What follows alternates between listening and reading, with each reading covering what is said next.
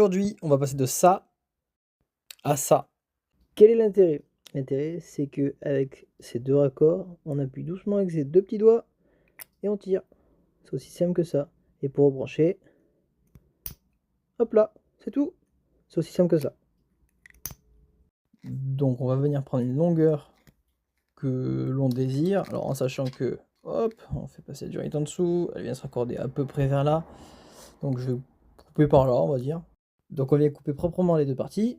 On enfonce le raccord dans la durite, moi je la chauffe pas, et on met un collet de serrage neuf, plus qu'à serrer, pas trop fort parce que c'est du plastique, mais assez fort pour avoir de fuite. Tout en prenant en compte de ne pas mettre le collet de serrage au début, mais plutôt à la fin, parce qu'on a un joint torique. On va éviter de le pincer, on le met plutôt vers la fin. Une fois que tu as mis tes deux collets de serrage neufs, les deux raccords que tu as bien serrés, pas trop fort mais quand même assez, bah tu peux t'amuser en appuyant un petit peu et en tirant à les enlever, et à une main aussi à le remettre. Tu contrôles avec le réservoir qu'il n'y ait pas de fuite, hein, on ne sait jamais. C'est un petit joint à l'intérieur. On le voit ici. Tu le contrôles, on ne sait jamais, ça mange pas de pain. Et là, c'est enfantin. Une fois que tu as mis ton réservoir, que tu as serré le premier raccord à ton réservoir, si tu as bien coupé, ça tombe pile poil à l'endroit où tu voulais.